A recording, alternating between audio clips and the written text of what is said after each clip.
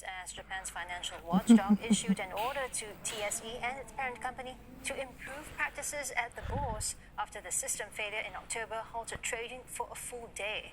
The order adds pressure on the bourse operator and parent Japan Exchange Group to restore international trust following the disruption. It was the worst in Tokyo's market's history. This will be the fourth time that the financial watchdog has given such an order to the TSE. The TSE says the outage was caused by a hardware problem and a backup system failure. Akira Kiyota, the head of the Japan Exchange Group, will take over as the head of TSE. He will take a 50% pay cut for 4 months, while 2 other executives will take smaller cuts. And stern warnings have been issued to 2 other executives.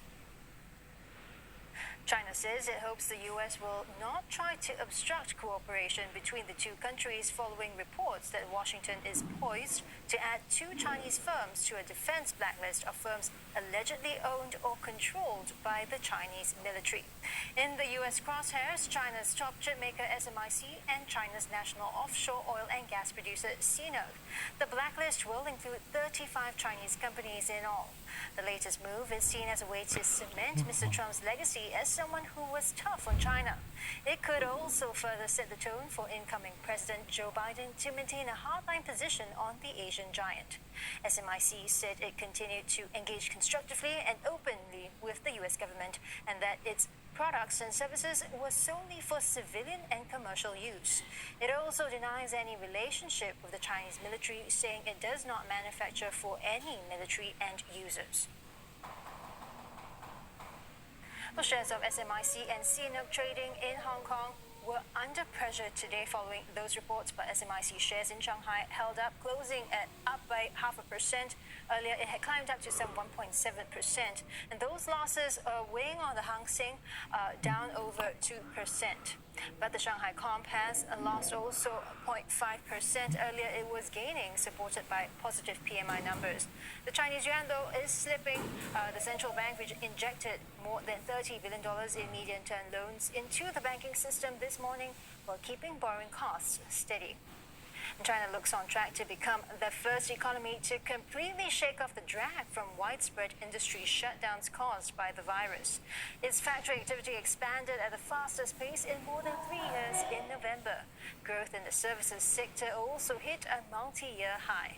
Composite Purchasing Managers Index, or PMI, rose to 55.7 from October's 55.3. Manufacturing PMI rose to 52.1 in November from 51.4 in October, beating estimates. And this shows that manufacturing activity is now at pre-pandemic levels. The non-manufacturing sector also edged upwards. Recovery in China's services sector, which includes many smaller private firms, has been slower than in manufacturing, but consumption stepped up in the third quarter. The retail sector also continues to gain momentum. Taking a look at other Asian markets, the Nikkei 225 turned lower in afternoon trade, closing down by 0.8%. But for November as a whole, the benchmark is up by 15%. That's its biggest monthly gain since January 1994. And looking at the Kospi, it also ended lower by 1.6%, dragged down by profit-taking amid concerns over a fresh wave of infections in the country. Well, signs of increased activity in the world's third largest economy as well. Japan's industrial production in October jumped nearly 4% on month, beating estimates. And retail sales expanded 0.4% on month, missing estimates just by a touch. And this paints an optimistic picture. Japan returned to growth in the last quarter after being battered by the pandemic. And meanwhile, South Korea's recovery remains weak. Industrial output in October is down 1.2% compared to the month before. And that's worse contraction than expected, and it's a reversal from September's expansion. On year, it's down 2.2%. It's not as bad as the Reuters estimate. But South Korean consumers are spending less. Their retail sales dipped almost 1% on month after an expansion in September. COVID-19 cases in the country have surged this month, forcing more social distancing restrictions. The central bank last week warned that these could have a negative impact on the South Korean economy, but it remained hopeful that its economic recovery remains on track. The various virus countermeasures to ensure safety in the Tokyo Olympics would cost almost another $1 billion. That's the estimate from the Games organizers.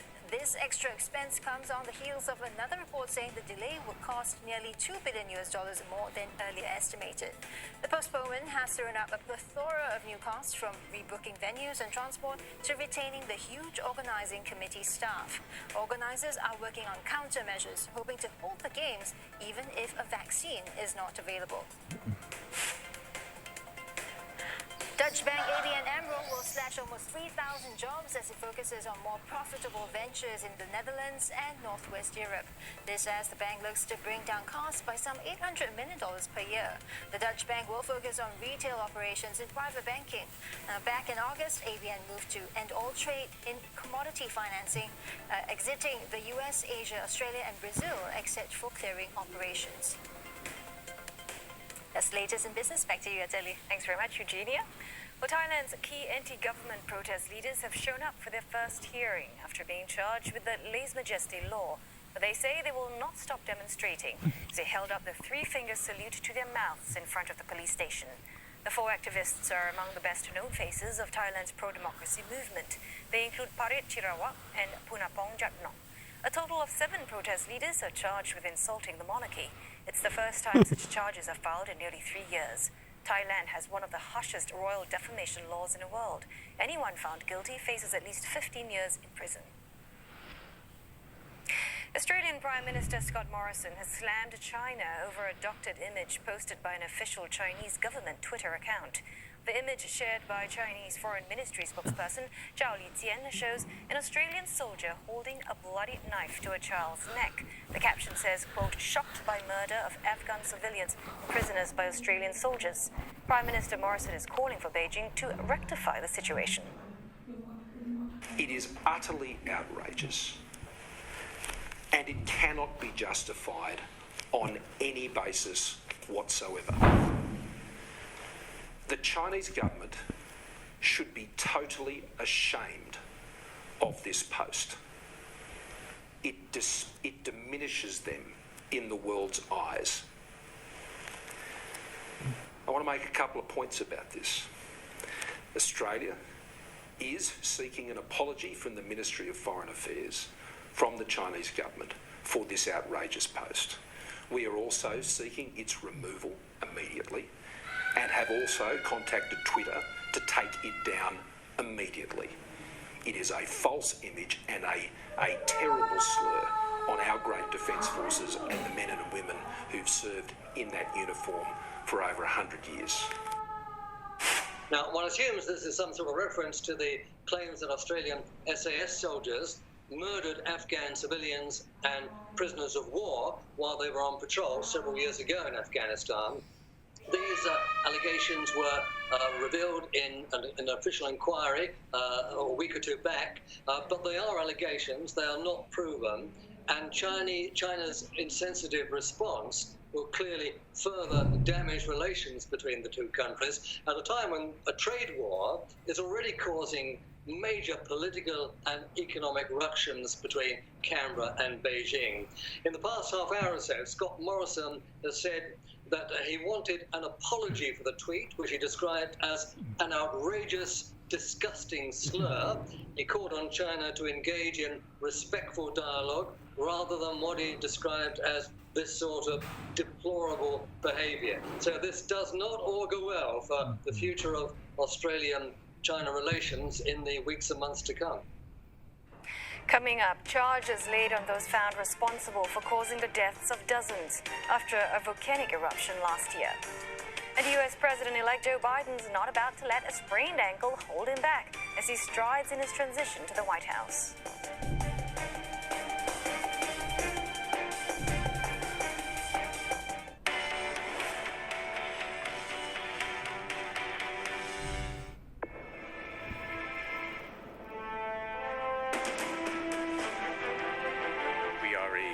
Island in a tough neighborhood. International relations for a small country like Singapore is absolutely crucial. 50 years ago, countries of Southeast Asia were in conflict with one another. 50 years hence, we live in a security community within ASEAN family. Singapore is more than just a busy port. It's a leading capital for the maritime world. The construction of the integrated resorts at Marina Bay Sands and Sentosa Island was a game changer for Singapore. This represents the Singapore story, our dream, that we created something from nothing. If this is my home, only I can protect it.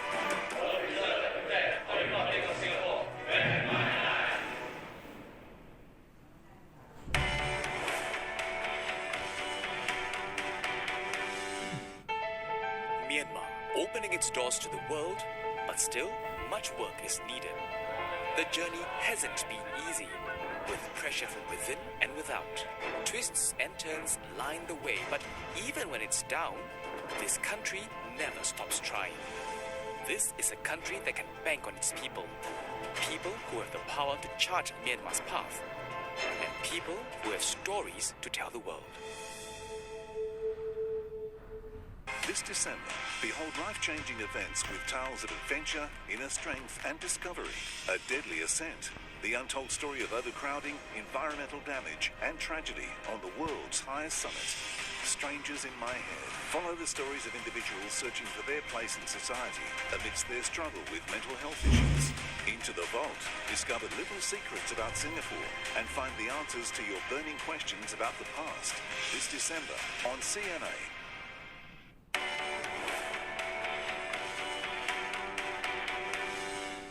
The channel of the year is CNA from Singapore's Media Corp. We're tracking the top news stories across Asia. Kong disqualifies 4 opposition. Chinese markets are leading the game. We are losing patience. That's why the protest is here. I just got sprayed. My entire face is stinging right now. One of the most diverse places on the planet. Another big question remains. Biggest loser on Hong Kong's Hang Seng. Inside, an urban park awaits. Pummeling Micronesia, firefighting Guam.